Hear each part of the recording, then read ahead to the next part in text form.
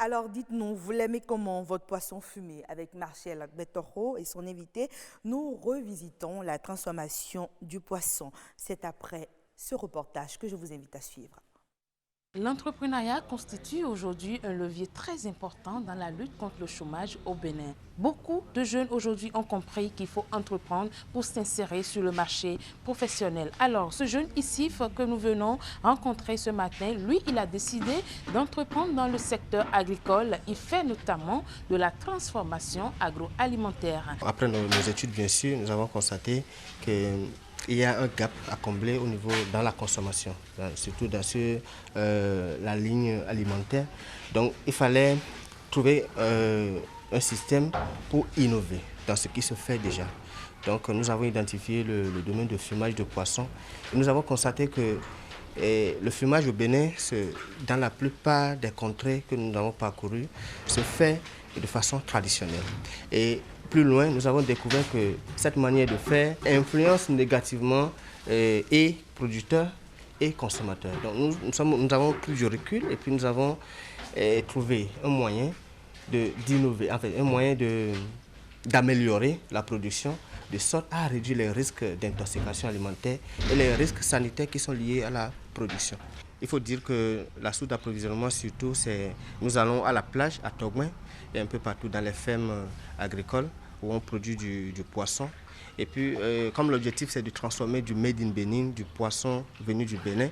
Donc, ça vient dans notre unité de production. On procède au lavage et puis au nettoyage nécessaire. Et puis, on charge dans les barques. Il faut dire que c'est un four semi-industriel qui fonctionne avec le courant et puis de la combustion où nous utilisons les coques de palme pour produire de la chaleur et puis les pots de canne à sucre. Nous arrivons par exemple à transformer de la merlue en poudre, en bouillon de cuisine et en bouillon de table que les ménages peuvent utiliser directement à table déjà ou bien dans la cuisine. Et puis nous transformons, nous assaisonnons, nous produisons les sardinelles, les sardines frettées que nous transformons avec un autre dispositif. Et nous mettons en boulettes de poisson et puis nous mettons aussi en snack et pour conditionner dans les emballages que nous commercialisons dans les supermarchés. Ici, vous allez voir que vous n'allez pas voir de la fumée à fusion, vous n'allez pas voir de la fumée. C'est parce que c'est réglé comme ça. Nous réglons le four de sorte à ce que ça ne nuise pas à celui qui produit ni à celui qui consomme. Eh bien, vous constatez avec moi que c'est une petite entreprise, mais qui deviendra une grande entreprise. Et Issif n'est pas seul à travailler. Il utilise de la main-d'œuvre. Cela voudra dire que son idée d'entreprise n'est pas que pour lui seul, mais pour d'autres Béninois également, qu'il a engagés dans ce processus. Entreprenez tout simplement, c'est la solution pour lutter contre le chômage au Bénin. Voilà, merci à vous, Martial Betoro. On a bien envie de lutter contre le chômage. C'est d'ailleurs ce qui est recommandé. Martial Betoro, bonsoir. Bonsoir, Agnette Bello. Merci de nous rejoindre sur ce plateau. Merci de nous recevoir. Alors, le grand rendez-vous fait peau neuve et on reprend de plus belle. Très contente et très heureuse de retrouver nos chers amis téléspectateurs pour une nouvelle aventure.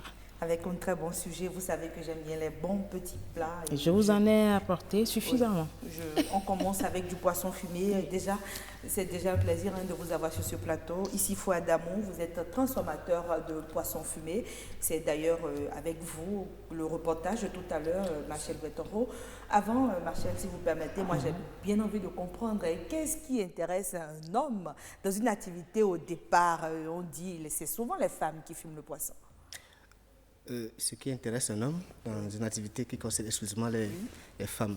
Non, c'est pour moi le souci de pouvoir apporter ma touche personnelle dans l'amélioration de la qualité de ce qui est proposé couramment sur le marché. C'est ce qui me motive essentiellement quand je vois les dames commercialiser le poisson. La production jusqu'à la commercialisation, c'est rien de normal pour la santé, au fait. Donc, il fallait sauter et reculer. En fait, il fallait en même temps améliorer ce qui se fait. Exactement, ce qui se fait pour le bien-être de D'accord. population. Donc, pour vous, le problème, c'est beaucoup plus les conditions sanitaires, les conditions dans lesquelles le poisson est fumé. Voilà. Donc, pour vous, c'est le four, en fait, la différence. Non, pas forcément le four. D'accord, puisque c'est lui qui empêche la fumée et autres, on l'a vu dans le reportage. Pas forcément le four, mais il faut aussi voir la capacité à industrialiser, la capacité à étendre l'activité et puis la capacité à innover à la béninoise et à le faire porter à l'international. Voilà. Rachel Betoro, du poisson fumé. Je pense que vous avez très bien démarré, Isfan Damou, pour aborder dans le même sens que Agnat. Pourquoi du poisson fumé? Pourquoi pas, par exemple, du poisson tout simplement? Pourquoi le poisson fumé? Oui, le poisson fumé parce que le poisson fumé conserve beaucoup plus de nutriments et dédiés au bien-être de l'homme. Contrairement à ce qui est congelé, ouais, la plupart vous diront qu'ils préfèrent, surtout les personnes à un âge avancé, préfèrent consommer du fumé que du congelé. Okay, donc voilà, c'est pour apporter quand même un produit de meilleure qualité. Exactement, de meilleure qualité. Pour nos assiettes. Exactement. Et maintenant, ce que je veux savoir, dites-nous, quels sont les différents produits issus justement de la transformation du poisson fumé? Vous avez parlé dans le reportage de boulettes et autres. Est-ce que vous pouvez nous dire davantage ce que vous obtenez après transformation? Après transformation, il faut dire que l'idée principale du projet, ce n'était pas forcément de transformer, c'était d'améliorer le fumage du poisson en l'état. Okay. Mais nous avons vu, chemin faisant, qu'il était possible. Nous avons acquis les connaissances en la matière, qu'il était possible de mettre le poisson sous différentes formes snake, les boulettes et puis les poudres, les différents types de produits, de la poudre de table à base de différents types de poissons. Voilà, c'est ce que nous faisons essentiellement, si bien qu'actuellement nos produits sont déclinés en boulettes, bien croustillants, qui sont commercialisés. Si on a des exemples, on va les montrer aux téléspectateurs sur ce plateau. Je pense que ça, c'est des poissons. D'accord, des boulettes. Des boulettes de poisson. Voilà. Et ça, c'est la poudre. Mon réalisateur est là, il me suit. Donc là, j'ai quelques boulettes. Vous pouvez goûter, hein, Agnat. Goûter, vous êtes sûr? C'est possible. Oh là là. J'ai bien envie de faire comme vous, mais je préfère poser des questions à monsieur ici. Je crois que c'est un peu pimenté. Oui, c'est assaisonné. C'est assaisonné aux épices et très bien recommandé pour la santé. Et on peut consommer directement. Directement. Mais dites-nous, en matière d'entrepreneuriat, on sait que c'est tout un processus. Il faut la matière première avant de passer à la transformation pour avoir le produit fini. Est-ce que la matière première, le poisson, vous l'avez en quantité au Bénin et disponible? Non, il faut dire que le Bénin n'est pas un pays poissonnier, ne produit pas en grande quantité du poisson. Mais actuellement, il y a des fermes qui se développent, des fermes piscicoles qui se développent un peu partout. Et je crois que dans les prochaines années à venir, l'approvisionnement en poisson sera effectif. Et vous trouvez le poisson alors où pour transformer? Oui, il faut dire que nous nous approvisionnons en partie au Bénin, dans les plages et puis au port de pêche. Au Bénin ici, mais là, je crois que 50% nous vient du Sénégal, de la Mauritanie, et voilà quoi, et c'est ce que nous essayons de mettre sous différentes formes. Donc ça représente déjà une difficulté dans votre entreprise. Exactement.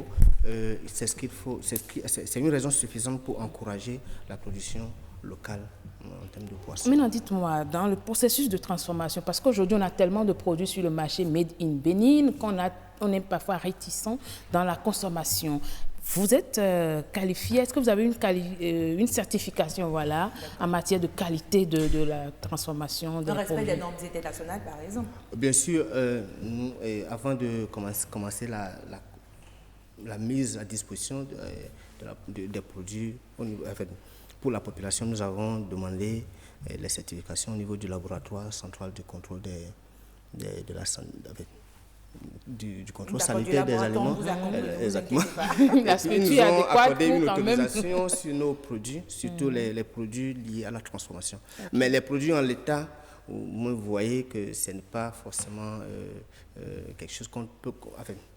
Je crois que les dispositifs doivent être en cours pour pouvoir aller dans ce sens-là. J'ai déjà dit que mais vous avez... ce qui est transformé, nous avons de la certification. Donc on peut consommer librement. Maintenant, sur le plan de la commercialisation, est-ce que pourvu que vous...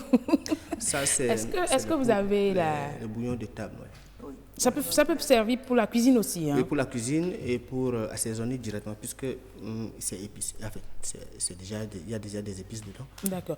Sur le plan commercialisation, est-ce que le marché vous est favorable? Parce que vous transformez des produits, mais il faut consommer. Si on ne consomme pas, l'entreprise ne peut pas se développer. Est-ce que vous avez le marché favorable en matière d'écoulement de vos produits? Oui, bien sûr. Ça se vend au Bénin. Et il faut dire que ce qui intéresse beaucoup plus les gens, c'est le côté transformation. Et les boulettes ça se consomme couramment au Bénin. Ici, il y a le marché qui existe. Et juste au Bénin ou à l'international aussi? Nos produits traversent les frontières béninoises. Okay. Et pour se retrouver sur des continents, au Japon, aux États-Unis, en Allemagne et en France, par exemple, nos produits sont représentés. Non, vous êtes déjà sur le plan international et on peut déjà dire que... Il faut aller doucement. Nous essayons. Sinon, l'OSTB peut vous accompagner dans la publicité autour de votre entreprise. Non, bien sûr. Direction des relations publiques. Elle est là pour ça, si vous voulez. Hein? Il n'y a pas de souci. Oui, on pourra voir comment, dans les tout prochains jours, comment ce partenariat... Alors, dites-nous, toujours en matière d'entrepreneuriat, est-ce que vous, avec votre expérience, vous pouvez dire qu'à 0 franc, on peut réellement entreprendre? 0 franc, c'est-à-dire que partir du tout de 0 franc. Est-ce que c'est le langage? Non, ce n'est pas possible. Non, il faut qu'on soit honnête. Et comment vous avez réussi? Et à faire quoi? À entreprendre et jusqu'à cette étape-là. Oui, mais il faut partir d'un minimum. Le minimum pour vous, c'est combien? Parlons peu. Le minimum, ça dépend du secteur. Moi, il faut dire que... je dois dire le montant. Non, pas forcément. Vous avez peur? Non, pas forcément. D'accord. Donnons une fourchette alors. Non, je crois que ça dépend de l'ambition. Mais le minimum pour entreprendre, on ne peut pas le définir de façon standard. Mais moi, j'ai commencé avec 50 000. D'accord. Et puis, il y a 2 ans, nous avons commencé la transformation. Il faut dire que nous sommes dans l'entrepreneuriat il y a longtemps, mais il y a 2 ans, on a commencé à transformer du poisson en vrai. Mais je dois dire que pour commencer ça, ce n'est pas beaucoup. Donc c'est au fur et à mesure que vous avez développé l'entreprise. Mais ce n'est pas à 0 franc. Si vous permettez, Marcel Guattaro, puisque vous l'avez dit dans le reportage que le but c'est de pouvoir aussi inciter d'autres personnes à pouvoir le faire, est-ce que vous pensez aujourd'hui que des jeunes qui s'intéressent aussi à ce secteur comme vous peuvent apprendre de vous et commencer peut-être avec 50 000 francs? Bien sûr. Si les jeunes s'adressent à nous, on pourra les orienter à voir, pas forcément la transformation du poisson, pas forcément la transformation. Peut-être il y a d'autres secteurs porteurs dans lesquels les jeunes peuvent s'investir. Sinon, pour vous, pour réussir, quelles sont les aptitudes qu'un jeune peut avoir dès qu'il lance? C'est juste en quelques secondes. Oui, les aptitudes. Conseil. Oui. Non, c'est juste de la motivation et de la passion dans ce qu'on fait. Ok. Ce n'est pas une question de diplôme, ce n'est pas une question de grands moyens. C'est une question de volonté, tout simplement. En tout cas, merci beaucoup à vous ici, Adamou. C'est bien ça. Je rappelle que vous êtes un jeune entrepreneur et que vous faites notamment de la transformation agroalimentaire, les poissons fumés. On en a eu sur ce plateau, Agnès. On a compris qu'on peut entreprendre à 0 franc. Avec la volonté, on développe son entreprise. Non, pas à 0 franc. Ah d'accord, il a notifié pas à 0 francs, c'est 50 000 francs. Donc, merci beaucoup. Moi, je peux vous dire, mesdames et messieurs, je l'ai goûté. Je crois quand même que nos jeunes, ils initient des choses et je pense que c'est le lieu de dire que nous devons accompagner tout ce qui se fait localement.